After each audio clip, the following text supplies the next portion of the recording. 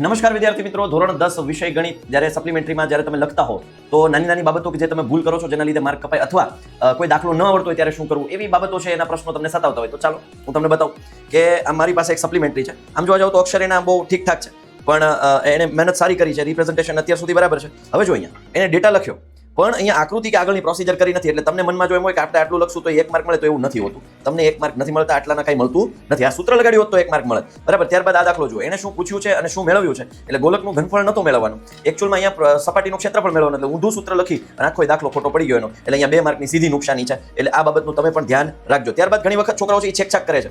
છેકછાક થાય, મને કોઈ વાંધો નથી, પણ આ બહુ સારી રીતે જો એને બહુ વ્યવસ્થિત કરવું. પણ ઘણા વિદ્યાર્થીઓ છે ને આવું ઘૂંટી નાખે છે અથવા આમ કરી નાખે. આ નથી કરવાનું તમારે. ચેકો પડે તો વ્યવસ્થિત પેન્સિલથી કવર કરી લેવાનો છે. હું તો કહું છું ટ્રાય જેવી કરો ચેકો ન પડે, પણ કદાચ થાય, ગણિત છે ભાઈ, એવું બની શકે. તો આવી રીતે ચેકડા ન કરતા એક વ્યવસ્થિત રીતે સિમ્પલ ચેકો મારવો. એટલે આ બાબતનું ખાસ ધ્યાન રાખજો. ત્યારબાદ ઘણી બધી વખત છે એ છોકરાઓને દાખલો ન આવડે એટલે આખા પેજ છોડી દેતા હોય છે, પછી પાછળથી લખે છે. તો ઘણા પેજ છૂટેલો ને તેમાં લીટા મારે. ભાઈ તમારે એવા લીટા મારવાની જરૂર નથી. લીટા મારશે કોણ? પેપર ચેકર લીટા મારશે. એટલે આવી ટેવ કાઢી નાખજો, કારણ કે બની શકે કે તમે વચ્ચેથી જો આ લીટો મારો તો એ તમને નુકસાની જાય.